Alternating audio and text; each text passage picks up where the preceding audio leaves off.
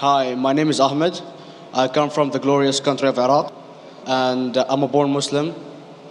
My problem is that I practiced Islam when I was... Brother, first we request questions from the non-Muslims. Once all the questions from non-Muslims are over, inshallah we'll give you a chance. Yeah, but I'm telling you my problem only. Okay. But you said you're Ahmed and you're a born Muslim. I am born Muslim. But now are you a Muslim or not? I'm agnostic. Oh, so now you have left the religion of Islam. Yeah, I'm confused. Okay, fine. If you have left the religion of Islam, you can ask the question, brother. Okay. So my question is, how come I don't have the faith that you and the other Muslims have and some of my friends, even though I practiced Islam a lot and I even did Umrah, but I still do most of the sins that are forbidden in Islam, and I sometimes am lazy to do the prayer and the other subjects we have to do in Islam. I have read many books and about other religions and conspiracy theories and documentaries and such. I even have seen your own videos on YouTube, and there are many questions that go around my head about Allah and the Messenger and Muslims in general. And basically the most important question is, you said in one of your debates or questions that Allah is the creator and He's uncreated. But I have realized, how can the uncreated exist? And if He exists, how can we notice Him? How can we see Him or hear Him or feel Him or know of His existence if He's uncreated in our own dimension or so? That's one of the questions. Brother Ahmed said that he is a born Muslim. He comes from Iraq. He read the Quran, he read the books, but he commits many sins. He believes, maybe sometimes he's agnostic, and he's lazy for praying. Brother, before I answer your main question, if you do sins and if you're lazy for praying, that does not make you a non-Muslim. As long as you believe that praying is fard, sometimes you miss, it's a sin.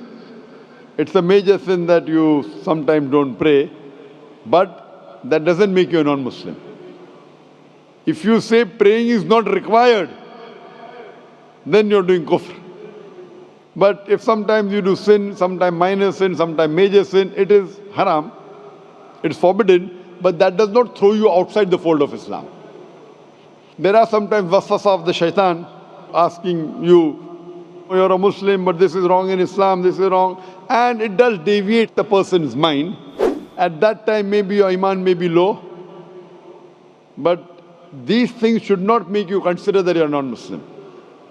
Regarding a question that I mentioned in my speech, and you're right, that Almighty God is the creator, but He Himself is uncreated.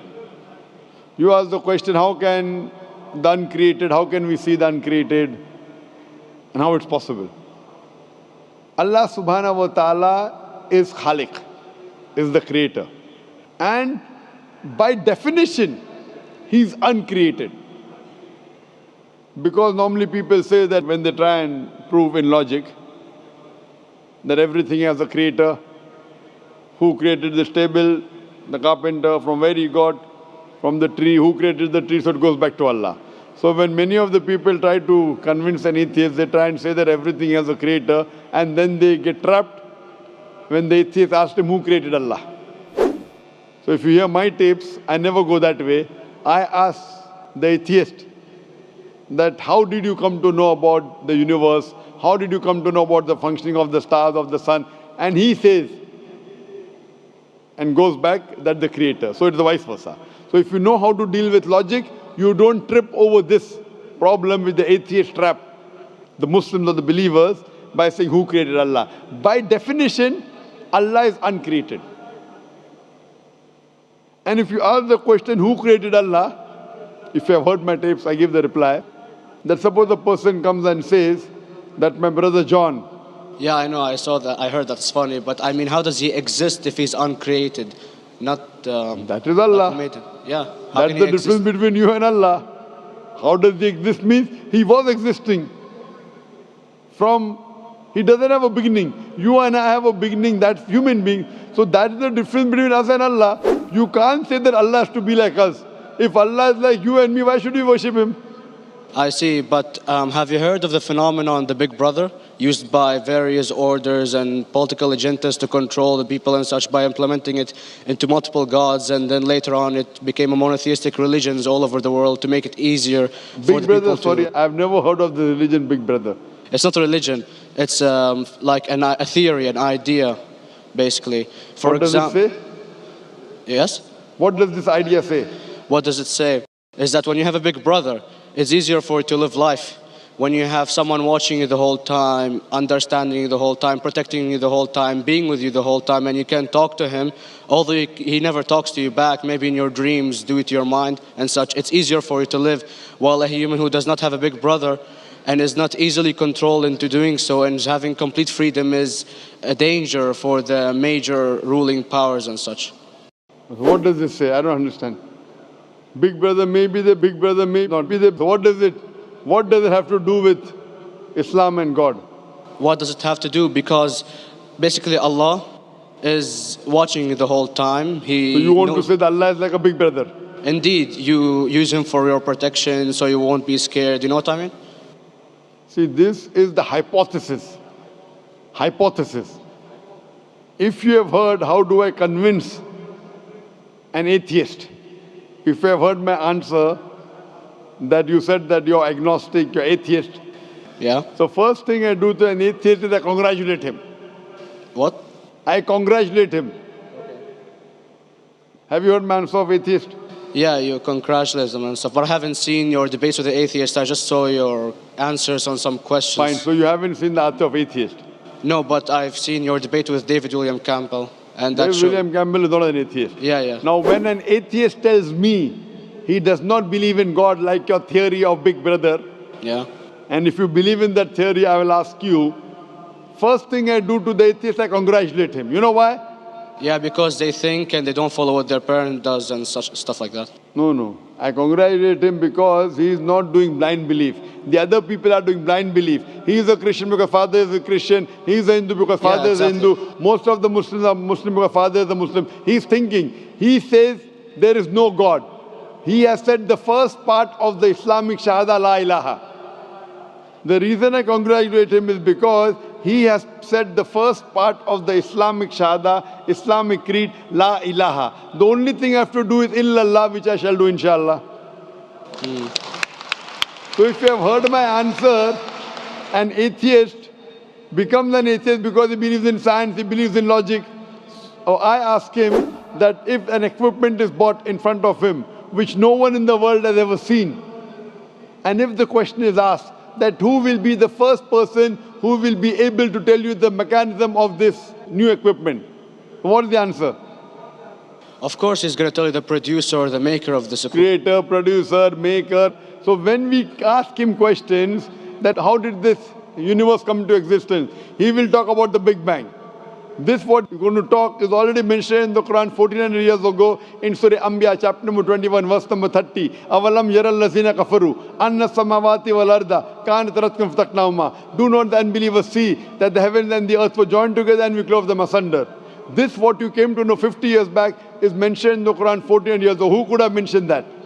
Well, in various civilizations in like 2000 or 5000 BC before Islam came or Christianity itself, there was various civilizations that are good in astronomy and they know more about our solar system than we do now, sadly. Brother, your knowledge of science is little, not in-depth. I do agree. There are certain things which were known as hypotheses.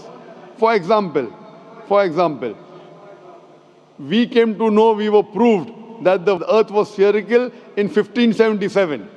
I know that in 6th century BC, there were Pythagoreans who believed that the earth was spherical. But the same Pythagoreans who believed the earth was spherical also believed that the earth was the center of the universe, which is wrong. You show me one civilization which believes 100% what the Quran has mentioned. I challenge you. What you say, so do you mean to say there was a person who said, okay, this civilization, out of 100 things, these 2 things are right. Out of 100 things, these 5 things are right. Out of this 100, and picked and chose. Who can do that? No one besides the Creator. Even if you know that there were 10 different civilizations, hundreds of civilizations, there is not a single civilization that you know in the past which knew 100% of science what we know today. So where is your logic? Where is your theory? I do know that certain things were hypotheses, which were proved later on. But there is not a single civilization which knows everything what is mentioned in the Quran. So the answer goes back to the original question, who could have collected this in the Quran? Someone 1400 years back, could he do and say, okay, out of these 100 things, these 3 are right, out of these 100 things, these 2 are right, out of this, it's not possible. Mathematically, it's not possible. Well, you never gave the idea of extraterrestrials or so. I mean, knowledge is power. And Brother, I'm asking you a simple question. We are not come here to have a debate. yeah. I'm asking you a question. Point out a single civilization. You're asking something else. Yeah, We are alright. not here to discuss. You can come in the room and discuss. You ask a question, I'm giving you the answer. You gave about old civilization. I told you you're right. But out of 100 things, 98 they were wrong. So I'm asking you, who could have mentioned this in the Quran? You're talking something else now. Yeah, well, I'm asking a simple question, 2 plus 2 equal how much? You're saying, I'm telling you 3 multiplied by 3 is how much? I'm asking a name, you're telling that where do you live? I'm asking a simple question, name me a single civilization which has everything what was mentioned in the Quran. Do you know of any or not? Yes or no? Well, not everything, of course. Even not 10%. Why? Babylon knows of most of the planets and such. Planet is not the only thing mentioned in the Quran. There are 1,000 things mentioned in the Quran. To say what 1,000 things are mentioned in the Quran, 10% would be equal to 100 things. Did Babylonian civilization knew about 100 things mentioned in the Quran? No, because they You don't have the cannot. They knew 5 or 6 things. In percentage wise, very small. So of course. Who can be the author of the Quran besides the creator to know what is right, what is wrong? Today science has established the hypothesis mentioned by Babylonian so many centuries back is today proven. So these were hypotheses in the past, which out of them many have been rejected, some have been accepted. So to collect all which is 100% correct has to be from the creator and no one else. Hope that answers the question.